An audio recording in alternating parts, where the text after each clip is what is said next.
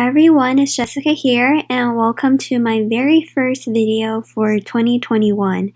I still cannot believe how fast 2020 has gone by, but I'm very grateful that I can still craft and I still have this hobby to keep me sane.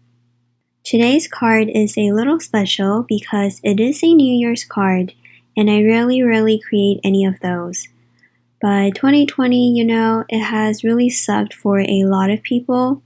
And with 2021, even though not everything is going back to normal, I really just hope that things will be better for everyone. And I honestly just want to create something to cheer people up. So that is kind of the background for this card.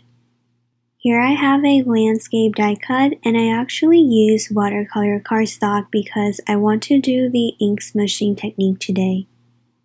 Before I apply on any color, I tend to just do a wash of water so that it will wet the paper and later on colors will be able to mix more freely and smoothly. For the colors, I will be using the Memento markers today, and this is actually a 4-pack. This is called Ocean, so it comes with 4 shades of different blues. After scribbling on some colors using the 2 darker shades, I'm also going to spray on some shimmer mist. This one is called Sparkle, and it doesn't have any additional colors, but it applies a large amount of shimmer. Then you can just press down your clear block and do the ink smooshing. The first layer that I did, I'm not too happy about because the colors have mixed quite a bit, so it looks pretty uniform.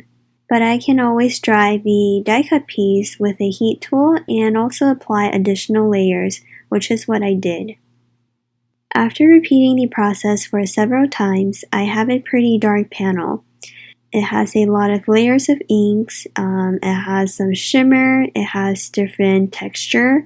The texture from the paper I really like. I think it adds a really cool touch.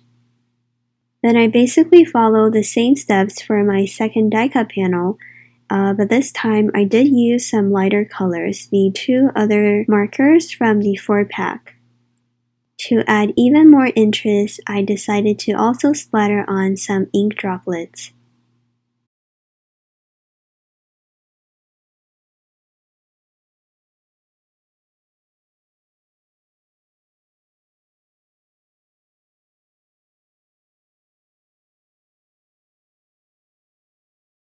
Now moving on to the background, I thought nothing would be more suitable than some fireworks, so I actually purchased this stencil right from Amazon with Prime 2-day shipping.